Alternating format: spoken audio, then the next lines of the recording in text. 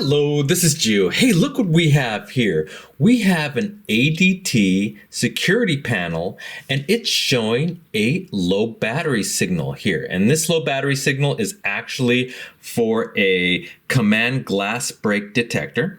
In my case, it is SiXGBA. Yours might be similar or different, but you may be getting a signal just like this. And in this case, it is for the basement glass break detector. And so we need to change the battery for this detector. And so that's what we're going to do today. So first thing you want to do is purchase yourself some batteries, the CR123A battery to be precise. And in my case, these are just the Amazon Basic lithiums, but they are 3 volt. And so you want to get one of these for your detector. And so next you do want to make sure that the security system is off and ready to arm. So make sure that it is in the ready to arm mode. And then you want to make sure that your system is in test mode. Now I do have a previous video where I show you how to put your system in test mode either through your computer or your smartphone, and I will include that at the end of the video. But for now, I'll just show you that I am putting it in test mode now, and I'm just going to stick it in for an hour. That's about all I need to do to put it in test mode.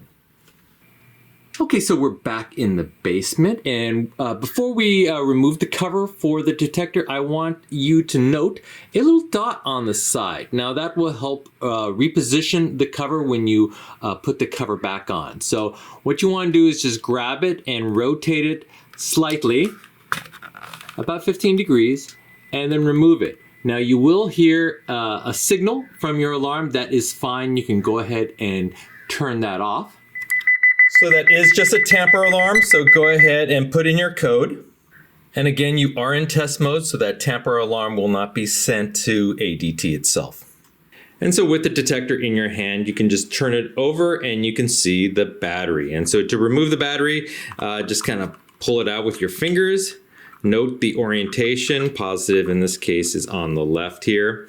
And just kind of remove the battery and count about 10 seconds just to kind of de-energize the detector itself. Now I do want to note this little switch here. Now this is what signaled the detector that it was off of its mounting. So when you take it off the mount, this little switch triggers and notifies your panel. So that's why you want to put this in the right orientation with this dot, but I'll do that in a second. So to replace it, it's been about 10 seconds. So we just make sure that it's positive in the correct orientation, negative in the other. So it is labeled right here. So we'll go ahead and stick this in. And we're ready to reinstall. And so here's the mounting plate in the basement, and you'll notice a little arrow right here shown in the mounting plate, and that is what you want to align the dot with. So we're going to align the dot and then rotate it so it's nice and snug. Now, even though it was properly installed, it may still show a tamper signal, and in that case, we just want to disarm it again.